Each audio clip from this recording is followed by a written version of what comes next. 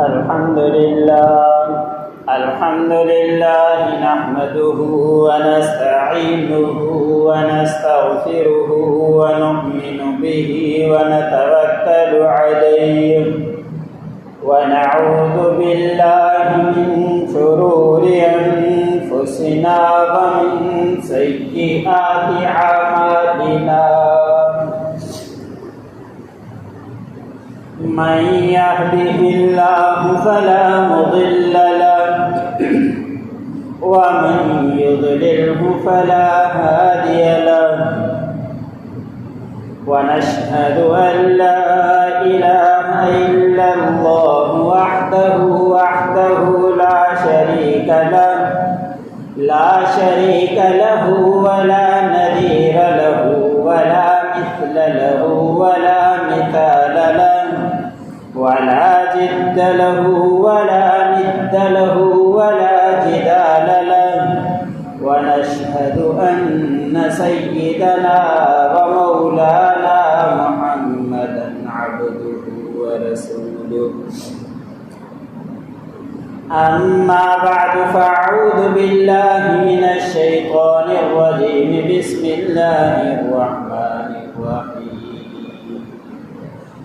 قال الله تبارك وتعالى في قرآن المجيد واعبدوا الله ولا تشركوا به شيئا وبالوالدين إحسانا وبذي القربى واليتامى والمساكين والجار ذي القربى والجار الجنب وقال النبي صلى الله عليه وسلم ما زال جبرائيل يوصيني بالجار حتى ظننت أنه سيورثه وقال النبي صلى الله عليه وسلم والله لا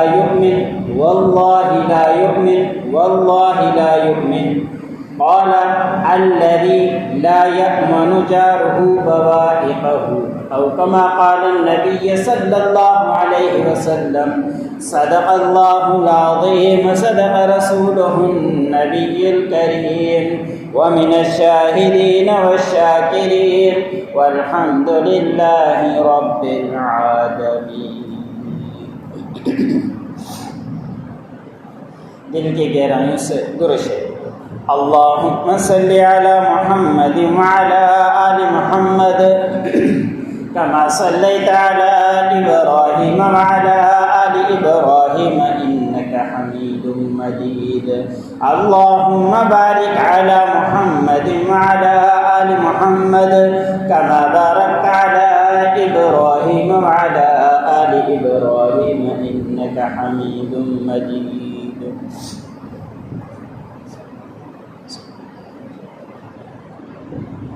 मेरे वाजिबुल इकराम अज़ीज़ान गिरामी मुसलमान भाई, मैंने आप लोगों के सामने अल्लाह रब्बुल इज़्ज़त के कलाम में से एक आयत इमामुल अंबिया ख़ातमुल मुज्तबा हज़रत मोहम्मद मुस्तफ़ा सल्लल्लाहु अलैहि वसल्लम के बेशुमार इरशादात में से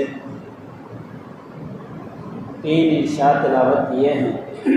अल्लाह रब्बुल इज़्ज़त की बारगाह में दुआ है कि अल्लाह मुझे हक़ और सच तौर पर कहने और उसके बाद मुझ समेत तमाम सुनने वाले मुसलमानों को उस पर अमल करने की तौफ़ीक़ अता फरमाए। जो कुरान पाक की आयत मैंने आप लोगों के सामने तिलावत की, मुख्तसर सी आयत है, लेकिन इसमें हर एक लफ्ज़ का अलग मौजू है, अलग तफसील है कि अल्लाह रब्बुल इज़्ज़त ने सबसे पहले ये हुक्म दिया कि अल्लाह रब्बुल इज़्ज़त की इबादत करें और अल्लाह रब्बुल इज़्ज़त के साथ किसी को शरीक न ठहराएं। इस मौजू को लिया जाए तो इसमें भी बड़ी तफसील है। उसके बाद अल्लाह रब्बुल इज़्ज़त ने फरमाया कि वालिदैन के साथ हुस्न सलूक करें। वालिदैन के हुस्न सलूक की भी बड़ी तफसील है।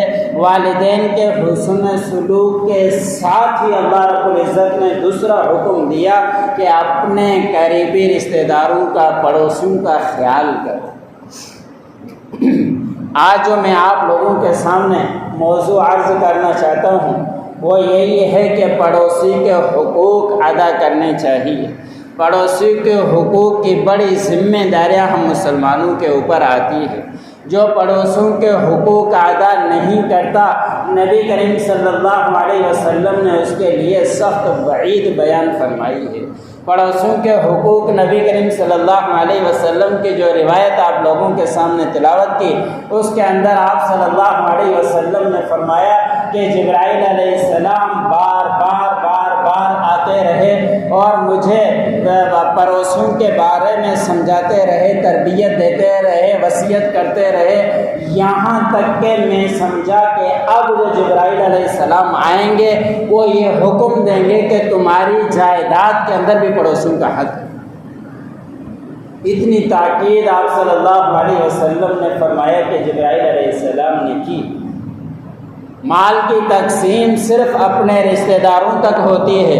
والد کا انتقال ہو گیا تو ان کی اولاد کے اندر وہ جائیداد تقسیم ہوتی ہے، بچیاں ہوں بیٹے ہوں ان کے اندر تقسیم ہوتی ہے، بیوہ موجود ہو تو ان کے اندر تقسیم ہوتی ہے، جو زیادہ قریب ہوتے ہیں ان کے درمیان میراث تقسیم ہوتی ہے، ان کے درمیان جائیداد تقسیم ہوتی ہے۔ امام الانبیاء نے فرمایا کہ جبرائیل علیہ السلام نے اتنی تاکید کی، میں سمجھا کہ بس اب ان کو وراثت کے اندر بھی حصہ دینے کا حکم آ جائے۔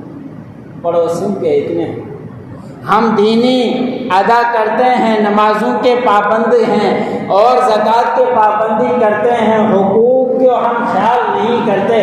یاد رکھیں کہ 25% عبادات کا حکم ہے، 75% حقوق العباد کا حکم ہے، لیکن حقوق کو ہم پیچھے چھوڑ دیتے ہیں، عبادات کے اندر بڑھ کر کے عبادت کرتے ہیں۔ کرنی چاہیے عبادت، کوئی روک ٹوک نہیں ہے، لیکن حقوق العباد ضروری ادا کرنی چاہیے، لیکن ہم حقوق العباد کو چھوڑ دیتے، حقوق العباد ہم صحیح طریقے سے ادا نہیں کرتے۔ قیامت کے دن نبی کریم صلی اللہ علیہ وسلم نے فرمایا کہ حقوق العباد کے بارے میں ضرور پوچھو گی، اور پھر ایسے نہ ہو کہ ہماری عبادات، ہماری نیکیاں حقوق العباد میں بدل کر اس کو دے دی جائے، پھر ہم خسارے کے اندر وہاں پڑے ہوئے رہ جائیں۔ نبی کریم صلی اللہ علیہ وسلم نے فرمایا لا واللہ لا یؤمن، واللہ لا یؤمن، واللہ لا یؤمن، 3 دفعہ اللہ رب العزت کی قسم کھا کر آپ صلی اللہ علیہ وسلم نے فرمایا وہ مومن نہیں ہو سکتا، اللہ کی قسم وہ مومن نہیں ہو سکتا، اللہ کی قسم وہ مومن نہیں ہو سکتا، اللہ کی قسم وہ مومن نہیں ہو سکتا۔ صحابہ اکرام بڑے حیران ہوئے، پریشان ہوئے کہ نبی کریم صلی اللہ علیہ وسلم نے 3 قسمیں تو کھا لی، لیکن یہ بات نہیں بتلائی کہ کون مومن نہیں ہو سکتا۔ تو پھر صحابہ اکرام نے سوال کر دیا کہ یا رسول اللہ کون مومن نہیں ہو سکتا جو آپ نے اتنی قسمیں کھا کر بیان فرمایا؟ تو اس وقت آپ صلی اللہ علیہ وسلم نے فرمایا الذی لا یؤمن بجار جارہ بوائقہ، کہ جس سے اس کا پڑوسی مطمئن نہ ہو، پڑوسی کو پریشان کرتا ہو، پڑوسی اس سے تنگ ہو، وہ مومن نہیں ہو سکتا۔ اندازہ کریں کہ نبی کریم صلی اللہ علیہ وسلم قسمیں 3 کھا کر پھر فرمایا کہ جس سے پڑوسی تنگ ہے وہ مومن نہیں ہو سکتا۔ ہم پڑوسیوں کا کتنا خیال کرتے ہیں، ہم پڑوسیوں کی کتنی دیکھ بھال کرتے ہیں۔ علماء کرام نے یہاں تک کتابوں کے اندر لکھا ہے کہ اگر تمہیں مالدار ہو، تمہیں اللہ رب العزت نے وسعت دی ہے، طاقت دی ہے، اپنے بچوں کے لیے باہر سے فروٹ لاتے ہو یا کوئی اس طرح کی چیز لاتے ہو تو اس کو چھپا کر لائیں، چھپا کر نہیں لا سکتے تو پھر اتنا لائیں کہ اپنے پڑوسیوں کو بھی دے دیں، وہ بیچارہ محتاج ہے، وہ اپنے بچوں کے لیے خرید نہیں سکتا۔ جب وہ اس کے بچے یہ کیفیت دیکھیں گے وہ ان کے دلوں کے اندر بھی یہ بات آئے گی، وہ بھی افسوس کریں گے، اس لیے یا تو چھپا کر لائیں یا زیادہ لے کر آئیں کہ پڑوسیوں کو بھی دے دیں۔ اور پھر علماء اکرام نے یہاں تک بھی لکھا ہے، بیان کیا ہے کہ اگر تم پڑوسیوں کو نہیں دے سکتے، تمہاری اتنی طاقت نہیں ہے، تو پھر ایک اور کام کریں کہ جو چیز تم نے استعمال کی ہے اس کے چھلکے، اس کے گٹھلیاں قریب کے اندر جا کے نہ چھوڑیں، دور جا کے کسی مقام پر چھوڑ کر آئیں کہ اس سے پڑوسی کی تنگی نہ ہو، اس کے بچے دے کر وہ حسرت محسوس نہ کریں۔ اتنا ہمیں پڑوسیوں کے بارے میں حکم آیا، لیکن ہمیں اپنے پڑوسی کا جو رہتا ہے اس کا نام بھی پتہ نہیں ہوتا۔ کئی سال وہ رہ رہا ہے، 3 4 سال 5 سال رہ گئے، دیوار کے ساتھ گھر ملا ہوا ہے، لیکن اس کے معلوم نہیں کہ اس کا نام کہاں سے ہے، اس کی کیا کیفیت ہے، اس کے گھر کے اندر کیا معاملات ہے، اس کے بارے میں ہمیں علم نہیں۔ اور اگر وہ بیمار ہو جائے، آپریشن کروا کر آ گئے، ہمیں پڑوسی کو پتہ بھی نہیں ہوتا کہ کوئی آپریشن بھی کرا کر آیا ہے، اس کے گھر کے اندر کوئی بیماری ہے۔ یہ کیفیت ہم پڑوسیوں کے بڑے حقوق ہوا کرتے، ہمیں اپنے پڑوسیوں کا لحاظ رکھنا۔ آپ صلی اللہ علیہ وسلم نے فرمایا کہ اگر تمہارے گھر کے اندر اچھا کھانا بنانے کی وسعت ہے، اچھا کھانا بنا سکتے ہو، تو تم تھوڑا سا یہ کام کر لو کہ اس سالن کے اندر تھوڑا سا پانی زیادہ ڈال دو، پانی زیادہ ڈالنے کے بعد وہ چیز پڑوسی کو بھی دے۔ اس سے پانی ڈالنے سے کوئی اتنا معاملہ نہیں ہوگا، اس سے پڑوسی کا حق ادا ہوگا۔ بہت بڑے حقوق ہے پڑوسی۔ عبداللہ بن مبارک رحمہ اللہ بڑے اللہ والے اور بزرگ ہو کر گزرے ہیں، اور اس کے بڑے فضائل کتابوں کے اندر ان کی حکایات واقعات لکھے ہیں۔ اس کے گھر کے اندر ایک مجوسی رہا کرتا تھا، یہودی رہا کرتا تھا۔ یاد رکھیں، پڑوسی کے لیے مسلمان ہونا شرط نہیں ہے۔ آپ صلی اللہ علیہ وسلم نے 3 حقوق پڑوسیوں کے بیان فرمائے ہیں۔ ایک یہ کہ تمہارا پڑوسی ہے، پھر وہ مسلمان ہے یا غیر مسلم ہے، اس کا بھی تمہارے اوپر حق ہے۔ یہ نہ سمجھا جائے کہ وہ یہودی ہے، کافر ہے، مسلمان نہیں ہے تو ہمارے اس کے حق کی ذمہ داری نہیں ہے، اس کے بھی حقوق ہیں۔ عبداللہ بن مبارک کا یہ ماحول تھا، یہ معمول تھا۔ اس کے گھر کے اندر یہودی رہا کرتا تھا، وہ جو بھی گھر کے اندر بناتا، عبداللہ بن مبارک حکم دیتے کہ اس گھر پڑوسی کے اندر بھی پہنچاؤ۔ حضرت علی رضی اللہ تعالیٰ عنہ کے گھر کے اندر برابر میں پڑوسی کے اندر یہودی رہا کرتا تھا۔ آپ صلی اللہ علیہ حضرت علی رضی اللہ تعالیٰ عنہ نے بکری ذبح کی، اور بکری ذبح کرنے کے بعد آ کے گھر کے اندر پوچھا کہ پڑوسی کو بھی دی ہے، تو انہوں نے کہا کہ نہیں دی۔ حضرت علی رضی اللہ تعالیٰ عنہ نے فرمایا کہ اس وقت تک میں نہیں کھاؤں گا جب تک کہ پڑوسی کو نہ دے۔ اتنا خیال کیا جاتا تھا۔ مسلمان نہیں ہے پڑوسی، لیکن پڑوسی کے حقوق ہے، پڑوسی کا حق ہے، بھلے مسلمان نہ ہو۔ آپ صلی اللہ علیہ وسلم نے 3 حق پڑوسی کے بیان فرمائے ہیں۔ ایک یہ کہ وہ پڑوسی ہے، نو مسلم ہے، غیر مسلم ہے، یہودی ہے، عیسائی ہے، جو بھی ہے۔ دوسرا آپ صلی اللہ علیہ وسلم نے فرمایا کہ پڑوسی ہے پھر مسلمان بھی ہے، تو 2 حق تمہارے اوپر آ جاتے ہیں۔ تیسرا آپ صلی اللہ علیہ وسلم نے فرمایا پڑوسی ہے، مسلمان ہے، رشتہ دار ہے، اس کے اور بھی زیادہ حق ہے۔ تو حضرت عبداللہ بن مبارک رحمہ اللہ کی بات کر رہا تھا۔ حضرت عبداللہ بن مبارک رحمہ اللہ کے برابر کے اندر یہودی رہا کرتا تھا۔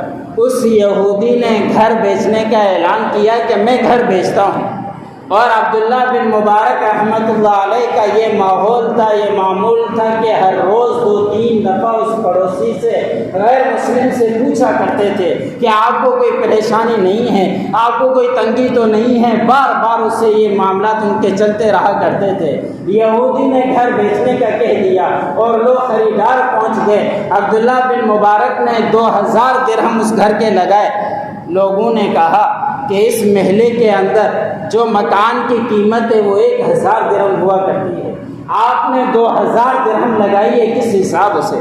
تو اس یہودی نے کہا کہ آپ بھی صحیح کہتے ہو، میں بھی صحیح ہوں، آپ کی بات بھی صحیح ہے کہ اس محلے کے اندر 1000 درہم کا گھر ہوتا ہے، میرا گھر تو 2000 درہم کا ہے، وہ اس لیے کہ 1000 درہم میرے گھر کا، 1000 درہم عبداللہ بن مبارک پڑوسی کا میں ادا کر رہا ہوں۔ اتنا خیال کیا جاتا تھا پڑوسی صحیح ہونے کی وجہ سے اس کے گھر کی قیمت کو دوگنیاں کرتی ہے۔ تو پڑوسی کو بھی حقوق ہوا کرتے ہیں۔ ہمیں چاہیے کہ پڑوسیوں کا لحاظ کریں۔ پڑوسی اگر کوئی پریشان ہو تو اس کی پریشانی کو دیکھا کریں۔ ہمیں کوئی پڑوسی کی پرواہ نہیں ہو، یہاں تک کہ گھر کا کچرا بھی جا کے اس کے گھر کے سامنے جا کے پھینک دیتے، اور پانی بہہ رہا ہے دوسرے گھر کے اندر، ہمیں کوئی اس کا احساس نہیں، اس کی کیا پریشانی ہے وہ ہم سوچتے ہیں۔ حضرت صاحب رحمہ اللہ بڑے اللہ والے بزرگ ہو کر گزرے ہیں، ان کے گھر کے سامنے کوئی کچرا ڈال کر چلا جاتا تھا۔ حضرت سہل رحمہ اللہ کا معمول تھا جب بھی شام کو آتے وہ خاموشی سے کچرا اٹھا کر پھینکتے، اور وہ پڑوسی بار بار یہی ماحول اس کا کرتا رہا، ہر روز کچرا ڈال کر جاتا۔ سہل رحمۃ اللہ علیہ جب بھی آتے وہ گھر سے کچرا اٹھا کر پھینک دیتے، اور کبھی بھی اس پڑوسی کو نہیں کہا کہ آپ کو کچرا کیوں ڈالتے، اور وہ تھا بھی یہودی، اور کبھی بھی ظاہر ہونے نہیں دیا کہ ہمیں آپ کی وجہ سے تنگی ہوا کرتی۔ کچھ وقت کافی دن گزر گئے، کئی سال گزر گئے، سہل رحمہ اللہ بیمار ہو گئے۔ بیمار ہو جانے کے بعد اب اس کا آخری وقت آ گیا، اب انتقال ہونے کے قریب ہے۔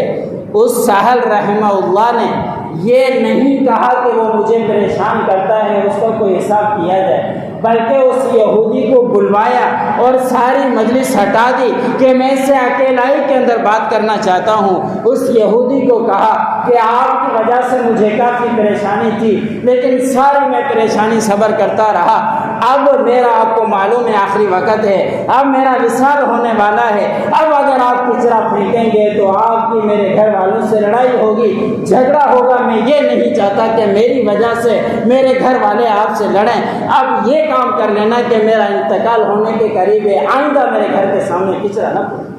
خاموشی سے کسی کے سامنے ظاہر نہیں ہونے دیا، معلوم بھی ہے کہ وہ کچرا پھینک کر چلا جاتا ہے، لیکن وہ خاموشی سے اٹھا کر پھینک کر آ جایا کرتے تھے۔ کتابوں کے اندر لکھا ہے وہ یہودی کے آنکھوں سے آنسو آ گئے اور وہ تذکرہ کرتے ہوئے کچھ کہہ نہیں پایا۔ اسی وقت کہا کہ آپ نے ایسی بات کہہ دی، آپ نے اتنا صبر کیا جو آپ نے مجھے کبھی بھی کچھ نہیں کہا، اب میں آپ کے ہاتھ میں کلمہ پڑھتا ہوں، مسلمان ہوں، اور آخری وقت ہے، دنیا سے وصال ہو رہا، ایسے شخص کو جہنم سے بچا کر جنت کا بھی اس کا مستحق بنا دیا۔ تو ہمیں بھی چاہیے کہ پڑوسیوں کو جتنا بھی ہو سکے حتی الامکان پریشان نہ کیا۔ آپ صلی اللہ علیہ وسلم کے بعد ایک صحابی آیا، آپ صلی اللہ علیہ وسلم کے بعد ایک صحابی آیا، آگے کہا کہ یا رسول اللہ مجھے پڑوسی پریشان کرتا ہے، پڑوسی تنگ کرتا ہے۔ آپ صلی اللہ علیہ وسلم نے فرمایا کہ صبر کر۔ ایک دفعہ وہ کہہ کے چلا گیا، کچھ دنوں کے بعد دوبارہ آیا اور آپ صلی اللہ علیہ وسلم کے سامنے کہا کہ یا رسول اللہ پڑوسی مجھے تنگ کرتا ہے، میں بڑا پریشان ہوں۔ آپ صلی اللہ علیہ وسلم نے پھر فرمایا کہ صبر کریں۔ دوبارہ وہ چلا گیا، کچھ دنوں کے بعد پھر آیا اور تیسری دفعہ آ کے کہا کہ یا رسول اللہ اب مجھ سے صبر نہیں ہو سکتا، میں بڑا پریشان ہوں، مجھے پڑوسی بڑا پریشان کرتا ہے، اب آپ بتائیں میں کیا کروں۔ آپ صلی اللہ علیہ وسلم نے لڑنے کا حکم نہیں دیا۔ آج کل معمولی باتوں کی وجہ سے لڑائی شروع ہو جاتی ہے اور پھر زبان سے اس طرح کے الفاظ کہے جاتے ہیں جو ہم آپس میں لڑ رہے ہیں، گالیوں کے اندر ہمارے اوپر گالیاں نہیں ہوتی، اپنے والدین تک گالیاں پہنچ رہی ہوتی ہے، معلوم نہیں کہاں سے کہاں تک پہنچ رہی ہوتی ہے۔ وہ اسی زبان سے وہ اس کے والد کو گالیاں دے گا، یہ اس کے والد کو گالیاں دے گا، اور معلوم نہیں کہاں تک پہنچ جاتے ہیں۔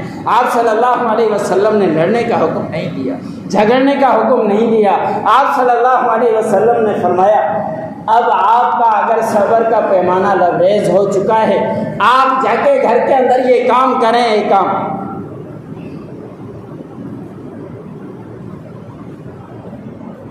اس صحابی سے آپ صلی اللہ علیہ وسلم نے فرمایا کہ آپ جا کے ایک کام کریں آپ کہ اپنے گھر کا سارا سامان باہر نکالیں، اور نکالنے کے بعد کوئی آپ سے پوچھے تو آپ کہہ دینا کہ مجھے پڑوسی پریشان کرتا ہے، اب میں سامان یہیں لا کر یہیں بیٹھا رہوں۔ اور یہی اس نے کام کیا۔ لڑنے کا آپ صلی اللہ علیہ وسلم نے حکم نہیں دیا، ایک ترتیب بتا دی، ایک بات سمجھا دی کہ پڑوسی سے چھٹکارے کی کیا صورت ہے۔ وہ صحابی گیا، وہ گھر سے سامان باہر نکال کر گھر کے راستے پر رکھ دیا، لوگ آتے جاتے گزرتے رہے کہ کیا معاملہ ہے، آپ نے گھر سے باہر کیوں سامان رکھ دیا؟ تو ہر کسی کو یہ کہتا کہ مجھے پڑوسی پریشان کرتا ہے، اس وجہ سے میں نے گھر کا سامان باہر نکال دیا۔ اب جو جاتا اس پڑوسی کو ملامت کرتا، اس کو برا بھلا کہتا کہ آپ کی وجہ سے وہ پڑوسی پریشان ہے، گھر کا سامان باہر نکال دیا۔ آئے بار بار جب اس کے پاس یہ بات پہنچی وہ بھی پریشان ہوا، اس نے آ کے فوراً معافی مانگ لی اور اس کے سامنے جھک گیا کہ باقی مجھ سے غلطی ہو گئی، آئندہ میں آپ کو پریشان نہیں کروں گا، آپ اپنا سامان گھر کے اندر ڈال دیں، انشاءاللہ آج سے آپ سے عہد ہے کہ کبھی پریشان آپ کو نہیں کروں گا، تنگ نہیں کروں گا۔ ایک ترتیب آپ صلی اللہ علیہ وسلم نے بتلا دی، اس نے معافی بھی مانگ لی، وہ کوئی جھگڑا بھی نہیں ہوا، لڑائیاں بھی نہیں ہوئی، گالیاں بھی نہیں ہوئی۔ تو ہمیں چاہیے اگر کوئی پڑوسی پریشان کرتا ہے تو ہمیں اس سے مل جل کر رہنا چاہیے۔ پڑوسیوں کے حقوق کے بارے میں آپ صلی اللہ علیہ وسلم کی کئی روایات ہیں۔ ایک تذکرہ آپ صلی اللہ علیہ وسلم کے سامنے آیا کہ یا رسول اللہ فلاں عورت ہے، وہ گھر کے اندر عبادات بہت کیا کرتی ہے اور فرائض سب ادا کیا کرتی ہے، لیکن اس کے اندر ایک مرض یہ ہے کہ پڑوسی اس کی وجہ سے پریشان ہیں۔ آپ صلی اللہ علیہ وسلم نے اس کے فرائض کو نہیں دیکھا، نمازوں کو نہیں دیکھا، حج کی ادائیگی کے نہیں دیکھی۔ آپ صلی اللہ علیہ وسلم نے فرما دیا کہ یہ جہنمی۔ اندازہ کریں ساری عبادات وہ کر رہی ہے۔ میں نے خطبے کے شروع کے اندر عرض کیا کہ عبادات 25% ہے، حقوق العباد 75% ہے۔ ہم حقوق العباد کو چھوڑ دیتے ہیں اور عبادات پر چل کرتے ہیں۔ عبادات کرنی چاہیے، حقوق العباد کا بھی لحاظ کرنا چاہیے۔ اس کے بعد آپ صلی اللہ علیہ وسلم کے سامنے ایک اور عورت کا تذکرہ ہوا اور آگے کسی نے کہا کہ یا رسول اللہ فلاں عورت عبادات جو فرض کی ادائیگی کرتی ہے، زیادہ عبادات کو وہ نہیں کرتی، لیکن پڑوسی کو وہ خوش رکھتی ہے، پڑوسی اس سے پریشان نہیں ہے۔ تو آپ صلی اللہ علیہ وسلم نے فرمایا کہ وہ جنتی ہے۔ تو ہمیں بھی چاہیے کہ یہ سرٹیفکیٹ ہم نے حاصل کرنا ہے جنت کا، تو ہم اپنے پڑوسیوں کو پریشان نہ کریں، پڑوسیوں کے میل جول کے اندر ان کی پریشانیوں کا حد تک امکان لحاظ کریں۔ بیمار ہے اس کی عیادت پرسی کر لیں، اگر اس کو کوئی پریشانی ہو گئی ہے تو پریشانی کے اندر شریک ہو جائیں، اگر کوئی قرض کی اس کو ضرورت ہے اس کا قرض کا لحاظ کر لیں۔ میل جول کر چلیں گے تو بہت سارا معاملہ ہمارا سدھر جائے گا۔ اللہ رب العزت کی بارگاہ میں دعا ہے جتنی بھی باتیں ہیں اللہ مجھے بھی سننے والوں کو ان باتوں پر عمل کرنے کی توفیق عطا فرمائے۔ وآخر دعوانا الحمدللہ۔